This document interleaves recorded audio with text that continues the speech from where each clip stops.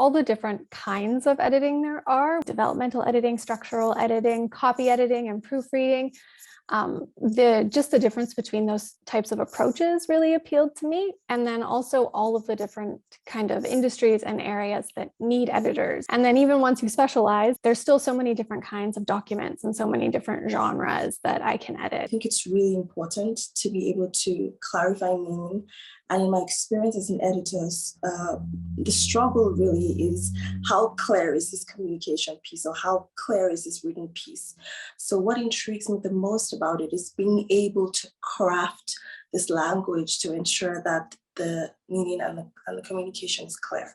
It's not even just intriguing, it's really satisfying. It's like if you get think of a sculpture which is taking shape, emerging, but it's not quite there yet. And there's a lot of potential. And what I love is being able to help with that process and be part of the process and not just evaluating the product.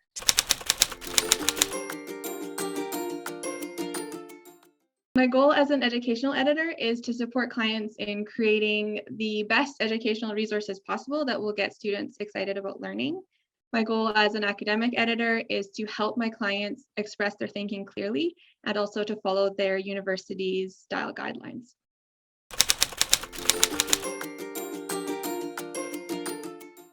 I like being part of a team. I like being a part of making things better.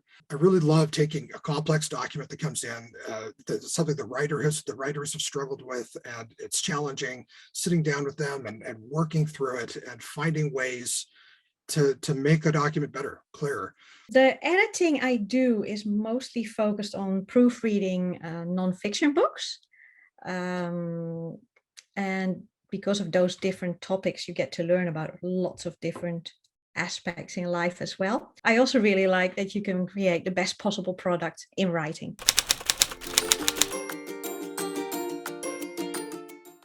This came in through the Editors Association. Someone said they wanted someone to edit a database. They didn't mention that it was a database that was being used to generate a board game.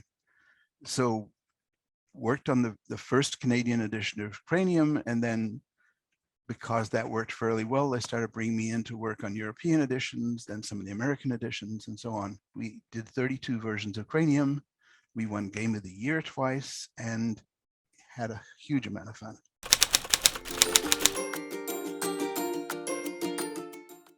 Get some training right away. And then my second piece of advice is, when you start training, do not be overwhelmed when you see how much you have to learn, because that can be quite daunting when you first start out, when you really are coming in cold. Even if you have an aptitude for it, and even if you have been doing editing or proofreading in a job for several years, you still need training in order to be a professional editor. The main piece of advice I would give to aspiring editors is that they should get involved in the editing community. There's lots of ways to do that through an editing association and also through online communities. The reason that's important is it'll teach you a lot of things. You will get your name known by a lot of people. It's a great way to network, so it'll help you find work and you'll make lots of friends.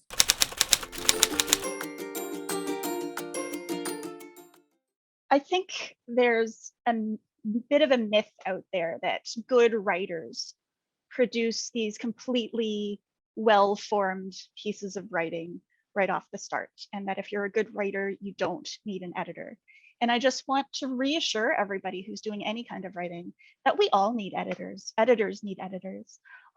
So there's no shame in working with an editor, and we can really help you express yourself in a way that shows what your intention is.